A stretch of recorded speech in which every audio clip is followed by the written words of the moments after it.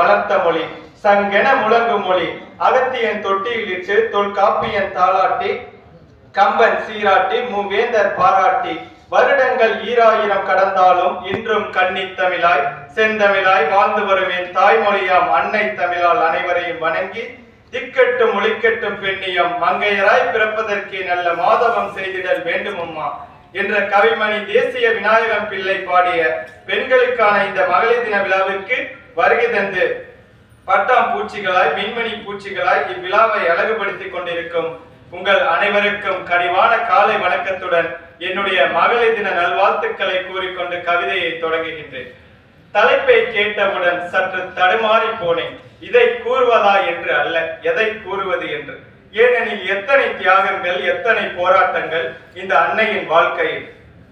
தமிழ் சமுதாயம் ஒருமிக்க வளரவும் திராவிடர் கழகம் எழுச்சி பெறவும் தன் வாழ்க்கையை மெழுகுவர்த்தி போல தியாகம் செய்த வீர மங்கையை, தமிழ் சமுதாயம் ஒருமிக்க வளரவும் திராவிடர் கழகம் எழுச்சி பெறவும் தம் வாழ்க்கையை மெழுகுவர்த்தி போல தியாகம் செய்த வீர மங்கையே, எங்களின் அன்னையே, மணி அம்மையே, உங்களின் 105ஆம் ஆண்டு பிறந்த நாளான இன்று நாங்கள் அனைவரும் தலை வணங்குகிறோம் உங்களின் தன்னிகர் இல்லாத அர்ப்பணிப்பை நினைத்து.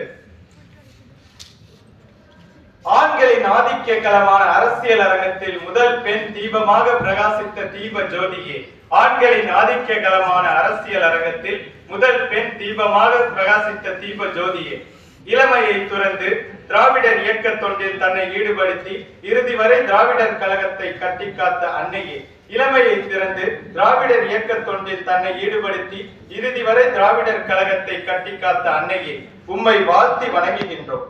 பெரியாருக்கு பிறகு கட்சியை யார் நடத்துவார் என்ற குழப்பத்திற்கு மத்தியிலும் நான் இருக்கிறேன் என்று வெகுண்டெழுந்த வீர மங்கையே, பெரியாருக்கு பிறகு கட்சியை யார் நடத்துவார் என்ற குழப்பத்திற்கு மத்தியிலும் நான் இருக்கிறேன் என்று வெகுண்டெழுந்த வீர மங்கையே, தாய்மையின் பண்பில் தலைமைத்துவத்தை வழிநடத்திய வேலூர் ஈன்றெடுத்த வீர மங்கையே, தாய்மையின் பண்பில் தலைமைத்துவத்தை வழிநடத்திய வேலூர் ஈன்றெடுத்த வீர மங்கையே, உன் அர்ப்பணிப்பை நினைத்து வியந்து போகிறோம். ஒரு பெண் எப்படி இருக்க வேண்டும் என்பதையும் மறந்து, ஒரு பெண் எப்படி இருக்க வேண்டும் என்பதையும் மறந்து கருப்பு சேலை மற்றும் வெள்ளை ரவிக்கை அணிந்த எளிமையின் இலக்கணமே,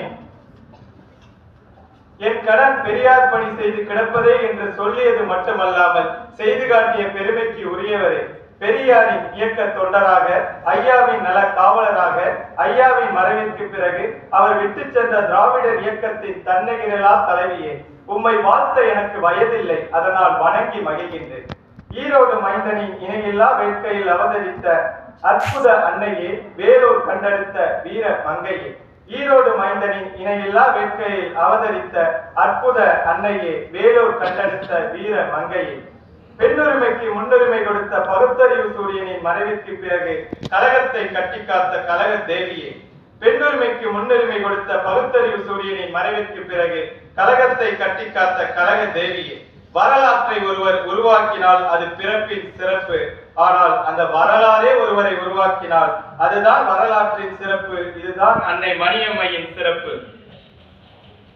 ஒரு நாட்டின் முன்னேற்றம் ஆணின் வீரத்தில் மட்டுமல்ல, பெண்ணின் ஞானத்திலும் உண்டு என்று உறக்கக்கூடிய உன்னதமான தலைவரை இறுதி வரை பாதுகாத்த பகுத்தறிவு நாயகியே, ஒரு நாட்டின் முன்னேற்றம் ஆணின் வீரத்தில் மட்டுமல்ல, பெண்ணின் ஞானத்திலும் உண்டு என்று உறக்கக்கூடிய உன்னதமான தலைவரை இறுதி வரை பாதுகாத்த பகுத்தறிவு நாயகியே, பெண்கள் தாமரை பூவில் அமர்ந்திருக்கும் சரஸ்வதியர்களும் கல்வியில் மட்டும் சிறந்தவர்கள் அல்ல, தேவையான பொழுது புயலாய் மாறி வீரம் செறிந்த மங்கையராகவும் வாழக்கூடியவர்கள் என்று பெண்ணின் ஞானத்தை மட்டுமல்ல அவளின் வீரத்தையும் இந்த உலகிற்கு பறைசாற்றியவர் இந்த பகுத்தறிவு பகலவன்.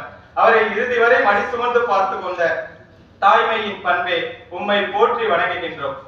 தினந்தோறும் சூரியன் மறையும், ஆனால் அடுத்த நாளே மீண்டும் உதிக்கும். ஆனால் பல ஆண்டுகளாக ஈரோட்டில் மறைந்த பகுத்தறிவு சூரியனோ ஏன் இன்னும் உதிக்கவில்லை என்று ஏக்கத்துடன் இருந்த மக்களையும் கழகத்தையும் கட்டிக்காக்க சந்திரனாய் அவதரித்த தாய்மையின் சிகரமே, தினந்தோறும் சூரியன் மறையும், ஆனால் அடுத்த நாளே மீண்டும் உதிக்கும்.